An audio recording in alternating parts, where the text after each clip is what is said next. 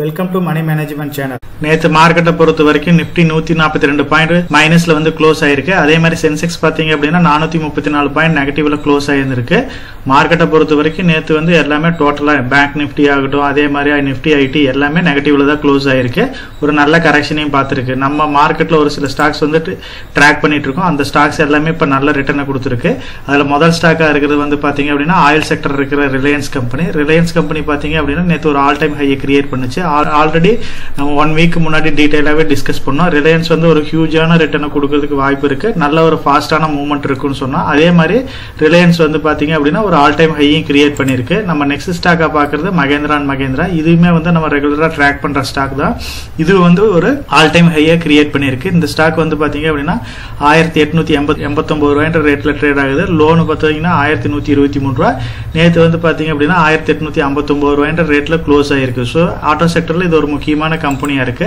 டாடா குரூப்ல இருக்கிற முக்கியமான கம்பெனி வந்து இந்தியன் ஹோட்டலும் வந்து பாத்தீங்க அப்படின்னா நேற்று ஒரு ஆல் டைம் ஹையை கிரியேட் பண்ணிருக்கு. ஸோ இந்த ஸ்டாக் வந்து பாத்தீங்க அப்படின்னா 564 புது உச்சத்தை வந்து கிரியேட் பண்ணிருக்கு. இதுக்கு முன்னாடி 52 வீக் லோன் பாத்தீங்க அப்படின்னா 298 ரூபாயா இருக்கு. இந்த நம்ம ரெகுலரா ட்ராக் பண்ற ஸ்டாக்ஸ் எல்லாமே வந்து நல்ல ஒரு இம்ப்ரூவ்மெண்ட் கொடுத்துட்டு இருக்கு. ஸோ பேங்கிங் செக்டரை பொறுத்த வரைக்கும் நம்ம HDFC ஃபோக்கஸ் பண்ணிட்டே இருந்தோம். ICICI வந்து அட்ராக்டிவான பிரைஸ்ல வந்து நம்ம கன்சிடர் பண்ணோம். இப்போ வந்து பாத்தீங்க அப்படின்னா ICICI வந்து ஒரு ஆல் டைம் ஹைல தான் ட்ரேட் ஆயிட்டு இருக்கு. 1064 ரூபாய்ன்ற ரேட்டுக்கு போயிட்டு இப்ப 1059 ரூபாய்ன்ற ரேட்ல வந்து ட்ரேட் ஆயிட்டு இருக்கு. ஸோ பேங்கிங் செக்டரை பொறுத்த வரைக்கும் ICICI வந்து நம்ம வந்து இருக்க வேண்டிய ஒரு பேங்க், அது தவிர்க்க முடியாத ஒரு பேங்கா இருக்கு. ஸோ ICICI பேங்க் வந்து டெஃபினட்டா வந்து நம்ம கன்சிடர் பண்ணலாம். ஜியோ பினான்சியல் சர்வீஸை பத்தி லாஸ்ட் 1 வீக் முன்னாடி நம்ம டிஸ்கஸ் பண்ணோம். இப்ப பேடிஎம்மோட பிசினஸ் மாடல் எல்லாம் அக்வயர் பண்ண போறாங்கன்ற ஒரு நியூஸ் கேட்டதுக்கு அப்புறம் ஒரு நல்ல ரேலி வந்துச்சு. ஸோ அதுக்கப்புறம் அது இல்ல அப்படின்னு தெரிஞ்சோன்னே ஒரு சின்ன கரெக்ஷன் இருந்துச்சு. அதுக்கப்புறமும் பாத்தீங்க அப்படின்னா கண்டினியூஸா அந்த ஸ்டாக் வந்து ஒரு நல்ல ரிட்டர்னை கொடுத்துக்கிட்டே தான் இருக்கு. ஜியோ பினான்சியல் சர்வீஸை பொறுத்த வரைக்கும் இவங்களோட பிசினஸ் மாடல் எல்லாமே இப்ப கிளியர் ஆயிட்டே இருக்கு. இவங்க பிளாக் ராக்ன்ற ஒரு கம்பெனியோட ஒரு AMC டைப் போட போறாங்க. அது இல்லாம வரப்போற காலங்களில் இவங்க மியூச்சுவல் ஃபண்ட் இந்த மாதிரி பிசினஸ்ல எல்லாமே இறங்க போறாங்க. அது இல்லாம இவங்க பேங்கிங், நான் பேங்கிங்ல செக்யூர்டு லோன், அன்செக்யூர்டு லோன் எல்லாமே வந்து ப்ரொவைட் பண்ண போறாங்க. இதனால வந்து இந்த கம்பெனி வந்து அடுத்த லெவல்ல போறதுக்கு நிறைய வாய்ப்பு இருக்கு. இவங்களோட பிசினஸ் மாடல் வந்து ஒன்னொன்னா இம்ப்ளிமெண்ட் ஆகிறப்ப இன்னொரு 4 to 5 இயர்ஸ்ல இந்த ஸ்டாக்ஸ் எல்லாமே நல்ல ரிட்டர்ன் கொடுக்கக்கூடிய கம்பெனியா மாறும். அதே மாதிரி டாடா ஸ்டீலும் JSW வந்து பாத்தீங்க அப்படின்னா நேத்து வந்து ஒரு நல்ல ஹையை கிரியேட் பண்ணிச்சு. நியர்லி ஒரு 3% பக்கமா, அதாவது டாடா ஸ்டீலை பொறுத்த வரைக்கும் 3.7%, JSW பொறுத்த வரைக்கும் 3.5% நல்ல ஒரு ரிட்டர்னை கொடுத்துச்சு. ஸோ கோல் செக்டர்ல பொறுத்த வரைக்கும் இது ஒரு பாசிட்டிவான நியூஸா தான் நம்ம பார்க்கணும். நெக்ஸ்ட் பாத்தீங்க அப்படின்னா பேடிஎம் வந்து பாத்தீங்க அப்படின்னா இது வரைக்கும் இல்லாத ஒரு லோவா கிரியேட் பண்ணுச்சு. அதுக்கப்புறம் அதுல இருக்கிற ப்ராப்ளம்ஸ் எல்லாம் 1 by 1 இப்ப சால்வ் ஆகிற மாதிரி சொன்னதுனால இப்ப பேடிஎம் வந்து இம்ப்ரூவ்மெண்ட் வந்து கண்டினியூஸா ஆயிட்டே இருக்கு. பேடிஎம் தேர்ட் டேவா பாத்தீங்க அப்படின்னா அதோட அப்பர் சர்க்யூட் லிமிட்டை வந்து ரீச் பண்ணிருக்கு. அப்பர் சர்க்யூட்டை பொறுத்த வரைக்கும் இவங்க வந்து 395 ரூபாய்ன்ற ரேட்ல இப்ப ட்ரேட் ஆயிட்டு இருக்கு. ஸோ ஆல் டைம் ஹைன்னு பாத்தீங்க அப்படின்னா 998 ரூபாயில இருந்த ஸ்டாக் 318 ரூபாய்க்கு போயிடுச்சு. லாஸ்ட் 3 டேஸா பாத்தீங்க அப்படின்னா 5% ப்ராஃபிட்ல இது 395 ரூபாய்ன்ற ரேட்ல இப்ப ட்ரேட் ஆயிட்டு இருக்கு. இப்ப நம்ம டிஸ்கஸ் பண்ண ஸ்டாக்ஸை பத்தி நம்ம ஸ்கிரீன்ல வந்து PE ரேஷியோ பிரகாரம் ஷார்ட் லிஸ்ட் பண்ணிருக்கேன். இதை பொறுத்த வரைக்கும் ICICI பேங்க் வந்து அட்ராக்டிவான வேல்யூஷன்ல இருக்கு. இண்டஸ்ட்ரி PE வந்து 13.01 இருக்கு. ICICI பேங்கோட 17.40 இருக்கு. ஸோ HDFC பேங்கை கம்பேர் பண்றப்ப இது கொஞ்சம் காஸ்ட்லியா இருந்தாலுமே இன்னும் வேல்யூஷன் பிரகாரம் வந்து சீப்பரான வேல்யூஷன்ல தான் இருக்கு. பேங்கிங் ஸ்டாக்ஸ் எல்லாமே நல்லா கரெக்ஷன் ஆயிருக்கு. இதுல ICICI பேங்க்கும் வந்து டெஃபினட்டா வந்து கரெக்ஷன் ஆயிருக்கு. இப்போ வந்து இந்த ரிசல்ட்ஸ் எல்லாம் கொஞ்சம் ICICI பேங்க் பாசிட்டிவா வந்ததுனால HDFCயோட இது நல்லா பர்ஃபார்ம் பண்ணுது. HDFC பேங்கை இமீடியட்டா கன்சிடர் பண்ணுங்க. இது ஒரு நல்ல ஆப்பர்ச்சுனிட்டியா யூஸ் பண்ணுங்க. அதுவும் லாங் டேர்ம்ல நல்ல ரிட்டர்ன் கொடுக்கக்கூடிய பேங்க் தான். ஸோ ICICI பேங்க் வந்து கொஞ்சம் வெயிட் பண்ணலாம். ஏதாச்சும் ஒரு கரெக்ஷன் வந்துச்சு அப்படின்னா டெஃபினட்டா இந்த பேங்க்லயே வந்து நம்ம என்ட்ரி கொடுக்கலாம். நெக்ஸ்ட் ஸ்டாக் பொறுத்த வரைக்கும் மகேந்திரா. ஸோ மகேந்திராவை பொறுத்த வரைக்கும் நம்ம ஆட்டோ செக்டர்ல ஒரு முக்கியமான கம்பெனியா இருக்கு. இந்த கம்பெனியை பொறுத்த வரைக்கும் இதுக்கு வந்து கடன் வந்து ஒரு பெரிய ப்ராப்ளமா தான் இருக்கு. இதோட டெப்ட் ஈக்விட்டி ரேஷியோ 1.65 இருக்கு. ஸோ அதுதான் வந்து ஒரு மேஜரான ப்ராப்ளமா இருக்கு.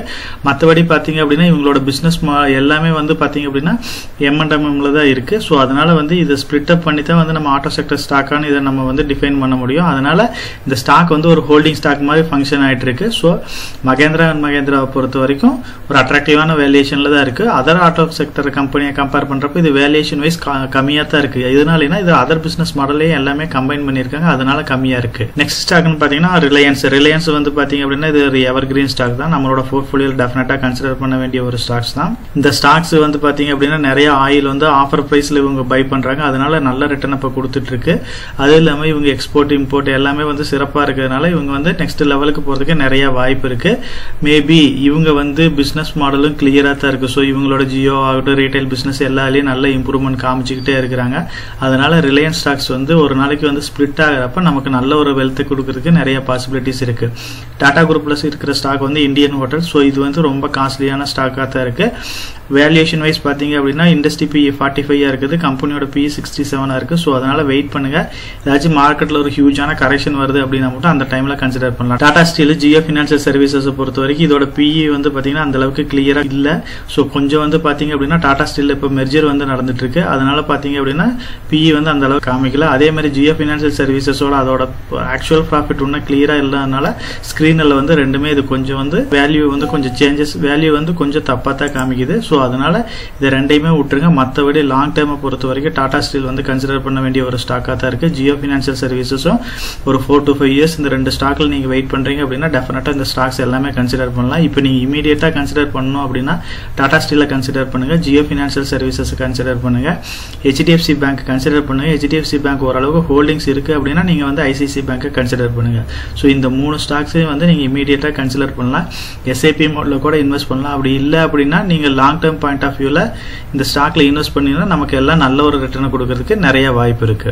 நம்ம சேனல் மெம்பர் கம்யூனிட்டியில போர்ட்ஃபோலியோ அப்டேட், அதாவது என்னோட போர்ட்ஃபோலியோல என்ன ஸ்டாக் பை பண்றேன், என்ன ஸ்டாக் செல் பண்றேன், என்னென்ன சேஞ்சஸ் பண்ணிட்டு இருக்கேன், இதை பத்தி இன்ஃபர்மேஷன்ஸ் வந்து ஷேர் பண்ணிட்டு இருக்கேன். டெய்லி மார்க்கெட் அப்டேட் வந்து முடிஞ்ச வரைக்கும் போஸ்ட் பண்ணிட்டு இருக்கேன். கார்பரேட்ல என்னென்ன ஈவென்ட் இருக்கு, நம்மளோட இந்திய எக்கனாமியை பத்தி ஒரு சில யூஸ்ஃபுல்லான இன்ஃபர்மேஷன்ஸ் எல்லாமே ஷேர் பண்ணிட்டு இருக்கோம். மெம்பர் கம்யூனிட்டியில ஜாயின் பண்ணி இதை ரெகுலரா ஃபாலோ பண்ணீங்க அப்படின்னா உங்களுக்கு நாலேஜ் இம்ப்ரூவ் ஆகிறது மட்டும் இல்லாம உங்களோட போர்ட்ஃபோலியோவை ஹெல்த்தியா பில்ட் பண்றதுக்கு எல்லா வகையிலும் சப்போர்ட்டிவா இருக்கும்.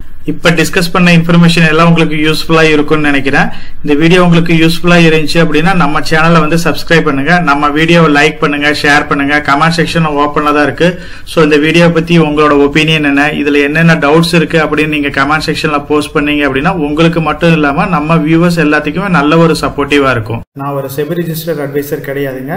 நம்ம சேனல்ல போடுற வீடியோக்கள் எல்லாமே வந்து பாத்தீங்கன்னா எஜுகேஷனல் ஆர் இன்ஃபர்மேஷன் பர்பஸ்க்கோசரம் போஸ்ட் பண்ற வீடியோக்கள் தாங்க.